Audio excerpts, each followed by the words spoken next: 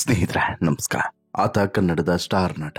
ಆದರೆ ಆತನ ಜೀವನದಲ್ಲಿ ಮಾಡಿದಂಥ ಅದೊಂದು ತಪ್ಪು ಬಹುಶಃ ಆತ ಸ್ಟಾರ್ ಆಗಿದ್ರೂ ಕೂಡ ಇವತ್ತು ಪದೇ ಪದೇ ಜೈಲು ಸೇರುವಂಥ ಪರಿಸ್ಥಿತಿ ನಿರ್ಮಾಣ ಮಾಡ್ತಿದೆ. ಏನೇ ಮಾಡಿದ್ರೂ ಕೂಡ ಜೈಲಿನಿಂದ ಜೈಲು ವಾಸದಿಂದ ಮುಕ್ತಿ ಮಾತ್ರ ಸಿಗ್ತಾ ಇಲ್ಲ. ಒಂದು ತಪ್ಪು ಎಷ್ಟು ದೊಡ್ಡ ಕಾಸ್ಟ್ಲಿಯೆಸ್ಟ್ ಶಿಕ್ಷೆಯನ್ನು ವಿಧಿಸ್ತಿದೆ ಅಂತ ಹೇಳಿದ್ರೆ ಬಹುಶಃ ಅದೇ ಕಾರಣಕ್ಕೆ ಊಟ ತಿಂಡಿ ಎಲ್ಲವನ್ನು ಕೂಡ ಬಿಟ್ಟು ಟೆನ್ಷನ್ ಮಾಡ್ಕೊಂಡು ಕೂರುವಂಥ ಪರಿಸ್ಥಿತಿ ಇವತ್ತು ನಿರ್ಮಾಣ ಆಗಿದೆ. ನಾನು ಹೇಳ್ತಿರೋದು ಯಾರ ಬಗ್ಗೆ ಅಂತ ಹೇಳಿ ನಿಮ್ಗೆ ಗೊತ್ತಿದೆ. ಅದೇ D boss challenging star Darshan ಅವರ ಬಗ್ಗೆ. ದರ್ಶನ್ಗೆ ಏನ್ ಕಡಿಮೆ ಆಗಿದ್ರೆ ಏನಿಲ್ಲ ಹೇಳಿ. ಆ ಕಡೆ ಕೈ ಚಾಚಿದ್ರೆ ಒಂದಷ್ಟು, ಈ ಕಡೆ ಕೈ ಚಾಚಿದ್ರೆ ಮತ್ತೊಂದಷ್ಟು. ಈ ರೀತಿ ಎಲ್ಲವೂ ಕೂಡ ಇದೆ. ಹಣ ಇದೆ, ಆಸ್ತಿ ಇದೆ, ಅಂತಸ್ತಿದೆ, ಐಶ್ವರ್ಯ ಇದೆ, ಜೊತೆಗೆ ವೆಹಿಕಲ್ಸ್ಗಳಿರ್ಬೋದು, ವಾಹನಗಳು, ಬೇಕಾದಷ್ಟು ವಾಹನಗಳು, ಐಷಾರಾಮಿ ಜೀವನ, ಹಾಗೇನೆ ಫಾರ್ಮ್ ಹೌಸು, ಆತನ ಸ್ನೇಹಿತರು. ಸ್ನೇಹಿತರು ಅಂದ ತಕ್ಷಣ ಗೊತ್ತಾಯ್ತು, ಇದೇ ನೋಡಿ ಇಲ್ಲಿ ದರ್ಶನ್ನ ಈ ಪರಿಸ್ಥಿತಿಗೆ ತಳ್ಳಿರುವಂಥದ್ದು. ದರ್ಶನ್ಗೆ ಈ ಹಿಂದೆ ಇದ್ದಂಥ ಸ್ನೇಹಿತರಿಗೂ ಈಗ ಇರುವಂಥ ಸ್ನೇಹಿತರಿಗೂ ಭಾರಿ ವ್ಯತ್ಯಾಸ ಇದೆ. ಈ ಹಿಂದೆ ಇದ್ದಂಥ ಸ್ನೇಹಿತರು ಜೀವಕ್ಕೆ ಜೀವವನ್ನು ಕೊಡ್ತಿದ್ದಂಥ ಸ್ನೇಹಿತರು. ಆದರೆ ಈಗ ಇರುವಂಥ ಸ್ನೇಹಿತರು ಜೀವವನ್ನು ತೆಗೆಯುವಂಥ ಸ್ನೇಹಿತರು. ಅದೇ ಕಾರಣಕ್ಕೆ ಇವತ್ತು ದರ್ಶನ್ ಜೈಲಿನ ಕಂಬಿಯನ್ನು ಎಣಿಸುವಂಥ ಪರಿಸ್ಥಿತಿ ನಿರ್ಮಾಣ ಆಗಿರೋದು. ಈಗ ರೇಣುಕಾಸ್ವಾಮಿ ಹತ್ಯೆ ಪ್ರಕರಣದಲ್ಲಿ ದರ್ಶನ್ ಜೈಲು ಹೋಗಿರೋದು, ಜೈಲು ಹೋಗಿ ನಂತರ ವಾಪಸ್ ಬೇಲನ್ನು ಪಡೆದಿರೋದು, ಬೇಲನ್ನು ಪಡೆದು ಮತ್ತೆ ವಾಪಸ್ ಈಗ ಸುಪ್ರೀಂ ಕೋರ್ಟ್ ಆದೇಶದ ಬೆನ್ನಲ್ಲೇ ಅರೆಸ್ಟ್ ಆಗಿರೋದು ಎಲ್ಲದೂ ಕೂಡ ಆಯಿತು. ಅರೆಸ್ಟ್ ಆದಂತಹ ದರ್ಶನ್ ಇನ್ನೂ ಎಷ್ಟು ಸಮಯ ಯಾವ ಜೈಲಿನಲ್ಲಿ ಇರಬೇಕಾಗುತ್ತೆ ಅನ್ನೋದು ಪ್ರಮುಖವಾಗಿರುವಂಥ ವಿಚಾರ. ಹೌದು, ಇದನ್ನೇ ಈಗ ಸುಪ್ರೀಂ ಕೋರ್ಟ್ ಸ್ಪಷ್ಟವಾಗಿ ಒಂದಷ್ಟು ಆದೇಶಗಳಲ್ಲೂ ಕೂಡ ಉಲ್ಲೇಖ ಮಾಡಿದೆ, ಈ ಹಿಂದಿನ ಆದೇಶಗಳಲ್ಲಿ. ಹಾಗೆಯೇ ಈ ಹಿರಿಯ ವಕೀಲರುಗಳು, ಈ ನ್ಯಾಯಾಂಗ ವ್ಯವಸ್ಥೆಯನ್ನು ಅರಿದು ಕುಡಿದಿರುವಂತಹ ಹಿರಿಯ ವಕೀಲರುಗಳು ಈ ಪ್ರಕರಣದ ಬಗ್ಗೆ ಒಂದಷ್ಟು ಸಂಗತಿಗಳನ್ನು ಈಗ ತೆರೆದಿಟ್ಟಿದ್ದಾರೆ. ಅಂದರೆ ದರ್ಶನ್ ಪ್ರಕರಣದಲ್ಲಿ ಏನಾಗುತ್ತೆ, ಏನಾಗಬಹುದು ಅಂತೇಳಿ. ಹೀಗೆ ಆಗುತ್ತೆ ಅಂತೇಳಿ ಹೇಳೋಕ್ಕಾಗಲ್ಲ, ಬಟ್ ಹೀಗೆ ಆಗಬಹುದು ಅಂತೇಳಿ ಹೇಳ್ಬೋದು. ಹಾಗಾಗಿ ಇಲ್ಲಿ ಹಿರಿಯ ವಕೀಲರುಗಳು ಹೇಳಿರೋದ್ರ ಪ್ರಕಾರ ದರ್ಶನ್ ಇನ್ನೆಷ್ಟು ವರ್ಷಗಳ ಕಾಲ ಜೈಲಿನಲ್ಲಿ ಕೊಳೆಯುವಂಥ ಪರಿಸ್ಥಿತಿ ನಿರ್ಮಾಣ ಆಗುತ್ತೆ. ದರ್ಶನ್ ಕೆರಿಯರು ಇಲ್ಲಿ ಒಂದೇ ಒಂದು ಸೆಕ್ಷನ್ ಯಾವ ರೀತಿ ಲಾಕ್ ಮಾಡಿ ಬಿಡ್ತು ಅಂತಲೂ ಕೂಡ ನೀವು ಅರ್ಥ ಮಾಡ್ಕೊಳ್ಬೇಕು. ದರ್ಶನ್ ಜೀವನ ಇದೆಯಲ್ಲ, ಅದೊಂದು ನೀತಿ ಪಾಠವಾಗಬೇಕು ಎಲ್ರಿಗೂ ಕೂಡ. ಯಾಕೆ ಹೇಳ್ತಾ ಹೋಗ್ತೀನಿ. ಅದಕ್ಕಿಂತ ಮುಂಚೆ ನೀವು ಇನ್ನೂ ಕೂಡ ನಮ್ಮ ಚಾನಲನ್ನು ಸಬ್ಸ್ಕ್ರೈಬ್ ಮಾಡಿಲ್ಲ ಅಂದರೆ ದಯವಿಟ್ಟು ಕೂಡಲೇ ಸಬ್ಸ್ಕ್ರೈಬ್ ಮಾಡಿ ಸ್ನೇಹಿತರೆ. ನಾನು ಆರಂಭದಲ್ಲೇ ಹೇಳಿದಲ್ಲ, ದರ್ಶನ್ಗೆ ಏನೂ ಕೂಡ ಕೊರತೆ ಇಲ್ಲ ರೀ, ಏನೂ ಕೂಡ ಕೊರತೆ ಇಲ್ಲ. ಕೊರತೆ ಇರೋದು ಒಂದೇ, ಒಂದು ಈ ತಾಳ್ಮೆ ಅನ್ನೋದು ಕೊರತೆ, ಮತ್ತೊಂದು ಜೀವನದಲ್ಲಿ ಯಾವ ತಪ್ಪುಗಳನ್ನು ಮಾಡಬೇಕು ಮಾಡಬಾರ್ದು ಅನ್ನೋಂತಹ ಈ ನಾಲೆಡ್ಜ್ನ ಕೊರತೆ. ಆ ಕಾರಣಕ್ಕೋಸ್ಕರನೇ ಇವತ್ತು ದರ್ಶನ್ಗೆ ಈ ಪರಿಸ್ಥಿತಿ ಬಂತು. ಈ ಸ್ನೇಹಿತರು ಸರಿಯಾಗಿಲ್ಲ ಅಥವಾ ನಮ್ಮ ಬುದ್ಧಿ ನೆಟ್ಟಿಗಿಲ್ಲ ಅಂದರೆ ಏನಾಗುತ್ತೆ ಅನ್ನೋದಕ್ಕೆ ಸ್ಪಷ್ಟವಾದಂಥ ಸಾಕ್ಷಿ ದರ್ಶನ್ ಜೀವನ. ಕೋಟಿಗಟ್ಟಲೆ ಫ್ಯಾನ್ಸು, ಆರಾಮಾದಂಥ ಜೀವನ ಇದ್ರೆ ನೆಮ್ಮದಿಯಾಗಿರ್ಬೇಕು ಸರ್ ಅಂತೇಳಿ ಹೇಳ್ತಿದ್ದಂಥ ದರ್ಶನ್ ನೆಮ್ಮದಿಯನ್ನು ಕಳೆದುಕೊಳ್ಳುವಂಥ ಕೆಲಸವನ್ನು ಮಾಡಿದ್ದು ಯಾಕೆ ಮತ್ತು ಯಾರಿಂದ ಅಂತ ಹೇಳಿ ಕೇಳಿದ್ರೆ ಅದೇ ಒಂದು ಪವಿತ್ರ ಗೌಡ ಜೊತೆಗಿನ ಅಕ್ರಮ ಸಂಬಂಧ, ಜೊತೆಗೆ ಕೆಟ್ಟವರ ಸಹವಾಸ, ಸ್ನೇಹಿತರ ಸಹವಾಸ. ಈ ಹಿಂದೆ ಇದ್ದಂಥ ಸ್ನೇಹಿತರು ಹೀಗಿರಲಿಲ್ಲ ರೀ. ದರ್ಶನ್ ಏನಾದರೂ ತಪ್ಪು ಮಾಡಿದ್ರೆ ಅಥವಾ ದರ್ಶನ್ ಈ ರೀತಿ ಎಲ್ಲಾದರೂ ತಪ್ಪು ದಾರಿಯನ್ನು ಹಿಡಿದ್ರೆ ಬುದ್ಧಿ ಹೇಳ್ತಾ ಇದ್ರು, ತಿದ್ದಿ ನಡೆಯುವಂತೆ ಸೂಚಿಸ್ತಾ ಇದ್ರು. ಆದರೆ ಈಗಿರೋರು ಅಣ್ಣ ಮಾಡಿದ್ದೇ ಕರೆಕ್ಟು, ಅಣ್ಣ ನೀವು ಹೋಗ್ತಿರೋದೇ ರೈಟು, ನೀವು ಹಿಂಗೆ ಮಾಡಿ ಅಣ್ಣ, ನೀವು ಹಂಗೆ ಮಾಡಿ ಅಣ್ಣ ಅಂತೇಳಿ ಹೇಳಿ ಹೇಳಿ ಹೇಳಿ ಹೇಳಿ ಕಂಪ್ಲೀಟಾಗಿ ಹಳ್ಳ ಹಚ್ಬಿಟ್ರು. ದರ್ಶನನ್ನು ಹಳ್ಳ ಹಚ್ಬಿಟ್ರು. ದರ್ಶನ್ ಕೂಡ ಇವ್ರು ಹೇಳಿದಂತೆ ಕುಣಿದಂಥ ಪರಿಣಾಮ ಇವತ್ತು ಜೈಲು ಸೇರುವಂಥ ಪರಿಸ್ಥಿತಿ ಬಂತು. ಇಲ್ಲಿ ಥಿಯೇಟರ್ನಲ್ಲಿ ಶಿಲ್ಲೆ ಚಪ್ಪಾಳೆಗಳು ಬೀಳುವಂತಹ ಜಾಗದಲ್ಲಿ ದರ್ಶನ್ ಈಗ ಜೈಲು ಕಂಬಿಯನ್ನು ಎಣಿಸಬೇಕು, ಜೈಲಿನಲ್ಲಿ ಬರುವಂಥ ಸೌಂಡನ್ನು ಕೇಳಬೇಕು. ಅಷ್ಟು ಬಿಟ್ಟರೆ ಬೇರೆ ಏನೂ ಕೂಡ ಇಲ್ಲದಂಥ ಪರಿಸ್ಥಿತಿ ನಿರ್ಮಾಣ ಆಯಿತು.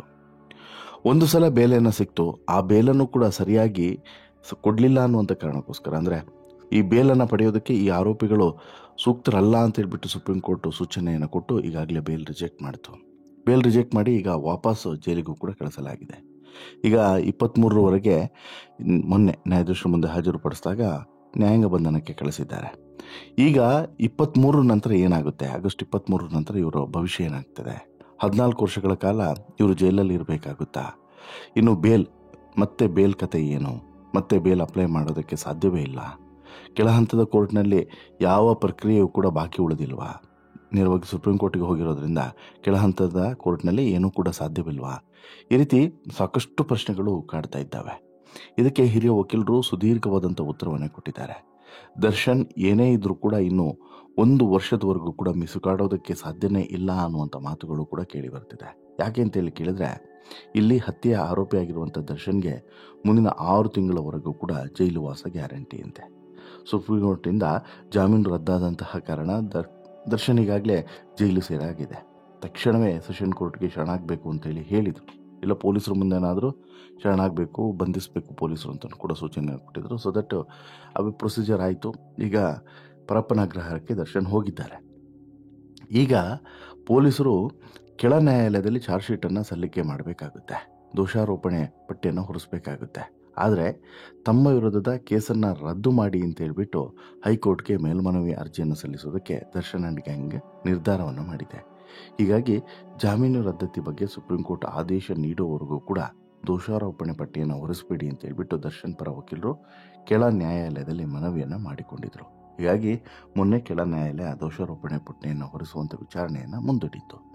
ಈಗ ಸುಪ್ರೀಂ ಕೋರ್ಟ್ನಿಂದ ದರ್ಶನ್ ಮತ್ತು ಪವಿತ್ರ ಗೌಡ ಆ್ಯಂಡ್ ಗ್ಯಾಂಗ್ ಜಾಮೀನು ಕೂಡ ರದ್ದಾಗಿದೆ. ಹೀಗಾಗಿ ತಕ್ಷಣವೇ ದರ್ಶನ್ ಪರ ವಕೀಲರು ಹೈಕೋರ್ಟ್ಗೆ ಕೇಸ್ ರದ್ದತಿ ಕೋರಿ ಮೇಲ್ಮನವಿಯನ್ನು ಸಲ್ಲಿಸುವಂಥ ಸಾಧ್ಯತೆ ಇರ್ತದೆ. ಹೈಕೋರ್ಟು ಕೇಸನ್ನು ರದ್ದುಪಡಿಸುವುದಕ್ಕೆ ನಿರಾಕರಿಸುತ್ತೆ. ಅಫ್ಕೋರ್ಸು ನಿರಾಕರಿಸಿದರೆ ಆಗ ದರ್ಶನ್ಗೆ ಕಾನೂನು ಹೋರಾಟದಲ್ಲಿ ಹಿನ್ನಡೆ ಆಗುತ್ತೆ. ಬಳಿಕ ಕೆಳ ನ್ಯಾಯಾಲಯದಲ್ಲಿ ದೋಷಾರೋಪಣೆ ಪಟ್ಟಿಯನ್ನು ಕೂಡ ಹೊರಿಸಲಾಗ್ತದೆ. ಬಳಿಕ ಕೆಳ ನ್ಯಾಯಾಲಯ ಹೊರಿಸಿದಂಥ ದೋಷಾರೋಪಣೆ ಆಧಾರದ ಮೇಲೆ ಇಲ್ಲಿ ಕೊಲೆ, ಸಾಕ್ಷ್ಯನಾಶ, ಕಿಡ್ನಾಪ್ ಆರೋಪಗಳ ಬಗ್ಗೆ ವಿಚಾರಣೆ ಆರಂಭ ಆಗಲಿದೆ. ಕೆಳ ನ್ಯಾಯಾಲಯವು ದರ್ಶನ್ ವಿರುದ್ಧ ಯಾವ ಸೆಕ್ಷನ್ಗಳಲ್ಲಿ ವಿಚಾರಣೆ ನಡೆಯಬೇಕು ಅಂತ ಹೇಳ್ಬಿಟ್ಟು ಚಾರ್ಜ್ ಶೀಟ್ ಆಧಾರದ ಮೇಲೆ ದೋಷಾರೋಪಣೆ ಪಟ್ಟಿಯನ್ನು ಹೊರಿಸುತ್ತೆ. ಈ ಸೆಕ್ಷನ್ಗಳ ಅಡಿ ದರ್ಶನ್ ಅಪರಾಧ ಮಾಡಿದ್ದಾರೆವೇ ಅಥವಾ ಇಲ್ವಾ, ಇದೆಲ್ಲವೂ ಕೂಡ ಒಂದು ವಾದ ಪ್ರತಿವಾದ ನಡೆಯೋದಕ್ಕೆ ಶುರು ಆಗ್ತದೆ. ಮುಂದಿನ 6 ತಿಂಗಳುಗಳಲ್ಲಿ ಈ ವಿಚಾರಣೆ ಪೂರ್ಣಗೊಳಿಸೋದಕ್ಕೆ ಪ್ರಾಸಿಕ್ಯೂಷನ್ ನಿರ್ಧಾರವನ್ನು ಮಾಡಿಕೊಂಡಿದೆ. ಅಲ್ಲಿಗೆ 6ರಿಂದ 1 ವರ್ಷ ಅಂತೂ ಆಗೇ ಆಗ್ತದೆ. 6 ತಿಂಗಳಿಂದ 1 ವರ್ಷ ಅಂತೂ ಆಗೇ ಆಗ್ತದೆ. ಶೀಘ್ರಗತಿಯಲ್ಲಿ ಈ ಕೇಸ್ನ ವಿಚಾರಣೆ ನಡೆಸೋದಕ್ಕೆ ಪ್ರಾಸಿಕ್ಯೂಷನ್ ನಿರ್ಧಾರವನ್ನು ಮಾಡಿದೆ. ಈಗಾಗಲೇ ಸುಪ್ರೀಂ ಕೋರ್ಟ್ಗೂ ಕೂಡ ಮೌಖಿಕವಾಗಿ ಇದನ್ನು ತಿಳಿಸಲಾಗಿದೆ.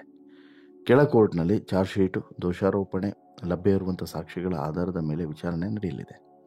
ದರ್ಶನ್ ಹತ್ಯೆಯಲ್ಲಿ ಭಾಗಿಯಾಗಿದ್ದಾನೋ ಇಲ್ವೋ, ಅಪರಾಧಿ ಅಲ್ವೋ ಏನೋ ಅನ್ನೋಂಥದ್ದು ಈ ವಿಚಾರಣೆಯಲ್ಲಿ ಒಂದು ತೀರ್ಮಾನ ಆಗಬಹುದು. ಕೆಳ ನ್ಯಾಯಾಲಯ ತೀರ್ಪನ್ನು ಕೂಡ ಕೊಡ್ಬೋದು. ಈ ಲೋವರ್ ಕೋರ್ಟ್ ಈ ತೀರ್ಪಿನಲ್ಲಿ ದರ್ಶನ್ ಅಪರಾಧಿಯೋ ಅಥವಾ ನಿರಪರಾಧಿಯೋ ಅನ್ನೋದನ್ನು ಮೊದಲಿಗೆ ತೀರ್ಪು ನೀಡುತ್ತೆ.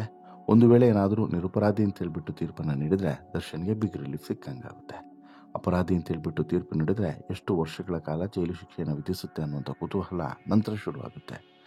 ಇನ್ನು ಕೆಳ ಕೋರ್ಟ್ನಲ್ಲಿ ದರ್ಶನ್ ವಿರುದ್ಧ ಆರೋಪ ಸಾಬೀತಾಗಿಲ್ಲ, ನಿರಪರಾಧಿ ಅಂತ ಹೇಳ್ಬಿಟ್ಟು ತೀರ್ಪು ನೀಡಬಹುದು. ಆದರೆ ಇದೆಲ್ಲವೂ ಕೂಡ ತೀರ್ಮಾನ ಆಗೋದಕ್ಕೆ ಮುಂದಿನ 6 ತಿಂಗಳು ಸಮಯ ಮಿನಿಮಮ್ ಬೇಕು. 1 ವರ್ಷ ಅಂತೂ ತೆಗೆದುಕೊಳ್ಳಬಹುದು. ಅಲ್ಲಿವರೆಗೂ ಕೂಡ ನಟ ದರ್ಶನ್, ಪವಿತ್ರ ಗೌಡ ಸೇರಿದಂತೆ 7 ಜನ ಆರೋಪಿಗಳು ಜೈಲಿನಲ್ಲೇ ಇರಬೇಕಾಗುತ್ತೆ. ಸುಪ್ರೀಂ ಕೋರ್ಟ್ ಯಾವ ಕೋರ್ಟ್ಗಳಲ್ಲೂ ಕೂಡ ಮೇಲ್ಮನವಿ ಸಲ್ಲಿಸುವಂಥ ಪ್ರಶ್ನೆ ಉದ್ಭವ ಆಗಲ್ಲ, ರಿಲೀಫ್ ಪಡೆಯೋದಕ್ಕೆ ಸಾಧ್ಯವಿಲ್ಲ ಅಂತೇಳಿ ಸ್ಪಷ್ಟವಾಗಿ ಹೇಳಿರೋದ್ರಿಂದ ಈಗ ಒಂದು ವೇಳೆ ದರ್ಶನ್ ಬೇರೆ ಏನೇ ಮಾಡೋದಿದ್ರು ಕೂಡ ಕಾನೂನು ಪ್ರಕಾರ ಮತ್ತು ಹಿರಿಯ ವಕೀಲರ ಪ್ರಕಾರನೇ, ಅವರ ಒಂದು ಮಾರ್ಗದರ್ಶನದ ಪ್ರಕಾರನೇ ದರ್ಶನ್ ಮುಂದಿನ ಹೆಜ್ಜೆಯನ್ನು ಇಡಬೇಕಾಗುತ್ತೆ. ಒಂದು. ಎರಡನೇದು, ನೀವು ಗಮನಿಸಬೇಕಾಗಿತ್ತು, ದೇಶದಲ್ಲಿ ಅತ್ಯಂತ ಪಾಪ್ಯುಲರ್ ಆಗಿರುವಂತಹ ಮತ್ತು ಅತ್ಯಂತ ಕಾಸ್ಟ್ಲಿಯೆಸ್ಟ್ ಲಾಯರ್ಗಳು ಅಂತೇಳಿ ಕರೆಸ್ಕೊಳ್ಳುವಂತಹ ಅಭಿಷೇಕ್ ಮನು ಸಿಂಘ್ವಿ ಇರ್ಬೋದು, ಕಪಿಲ್ ಸಿಬಲ್ ಇರ್ಬೋದು, ಇವ್ರು ಯಾರು ಕೂಡ ದರ್ಶನ್ ಕೇಸನ್ನು ಸುಪ್ರೀಂ ಕೋರ್ಟ್ನಲ್ಲಿ ತೆಗೆದುಕೊಳ್ಳಿಲ್ಲ. ಅವ್ರ ಬಳಿ ಹೋದಾಗ ತೆಗೆದುಕೊಳ್ಳಿಲ್ಲ. ಅವ್ರು ತೆಗೆದುಕೊಳ್ಳಿಲ್ಲ ಅಂದಾಗಲೇ ದರ್ಶನ್ ಯೋಚನೆ ಮಾಡಬೇಕಾಗಿತ್ತು, ಸ್ವಲ್ಪ ಕಷ್ಟ ಇದೆ, ಬೇಲ್ ಸಿಗೋದು ಕಷ್ಟ ಇದೆ, ಬೇಲ್ ರಿಜೆಕ್ಟ್ ಆಗೋದು ಪಕ್ಕಾ ಅಂತೇಳಿ ಅವ್ರಿಗೂ ಕೂಡ ಗೊತ್ತಾಗಿತ್ತು. ಹೀಗಾಗಿ ಈ ವಿಚಾರದ ಬಗ್ಗೆ ಇನ್ನು ಮುಂದೆ ಮತ್ತೆ ತಪ್ಪನ್ನು ಮಾಡಿದೆ ದರ್ಶನ್. ತುಂಬ ಎಚ್ಚರಿಕೆ ಹೆಜ್ಜೆಗಳನ್ನು ಇಡೋದು. ಬಟ್ ಈಗ ಕೋರ್ಟ್, ನಿನ್ನೆನೂ ಕೂಡ ಹೇಳಿದ್ದೆ, ಜೈಲಿಗೆ ಹೋಗಿರೋದು ಯಾಕೆ? ಪರಿವರ್ತನೆಗೆ. ಆ ಪರಿವರ್ತನೆಯನ್ನು ದರ್ಶನ್ ಮಾಡಿಕೊಂಡು ಹೊರಗಡೆ ಬರೋದು ಭಾರಿ ಬೆಟರ್ ಅಂತೇಳಿ ಅನಿಸುತ್ತೆ. ಹೊಸ ಜೀವನವನ್ನು ರೂಪಿಸ್ಕೊಂಡೇ ದರ್ಶನ್ ಹೊರಗಡೆ ಬರೋದು ಬೆಟರ್ ಅಂತೇಳಿ ಅನಿಸುತ್ತೆ. ಜೊತೆಗೆ ದರ್ಶನ್ ಅಕ್ಕಪಕ್ಕ ಇರುವಂತಹ ಈ ತುಕಾಲಿ ಗ್ಯಾಂಗ್ನಿಂದ ಹೊರಗಡೆ ಬಂದರೆ ದರ್ಶನ್ ಉದ್ಧಾರನೂ ಕೂಡ ಆಗ್ಬೋದು ಅಂತೇಳಿ ಅನಿಸುತ್ತೆ. ಒಟ್ಟಾರೆ ನಿಮಗೇನು ಅನಿಸುತ್ತೆ ಸ್ನೇಹಿತರೆ? ದರ್ಶನ್ ಈ ಪರಿಸ್ಥಿತಿ ಮತ್ತು ದರ್ಶನ್ ಮಿನಿಮಮ್ 1 ವರ್ಷ ಅಂತೂ ಜೈಲಲ್ಲಿ ಇರಬೇಕು ಅಂತ ಹೇಳಿ ಕೇಳಿದ ಮೇಲೆ ನಿಮಗೇನು ಅನಿಸುತ್ತೆ? ದಯವಿಟ್ಟು ನಿಮ್ಮ ಅಭಿಪ್ರಾಯನ ಕಮೆಂಟ್ ಮಾಡಿ ತಿಳಿಸಿ. ಜೊತೆಗೆ ಈ ಸ್ಟೋರಿ ಇಷ್ಟ ಆಯಿತು ಅಂತ ಹೇಳಿದ್ರೆ ಲೈಕ್ ಮಾಡಿ, ಶೇರ್ ಮಾಡಿ, ಚಾನಲ್ಗೆ ಸಬ್ಸ್ಕ್ರೈಬ್ ಆಗೋದನ್ನು ಮರಿಬೇಡಿ. ಧನ್ಯವಾದ.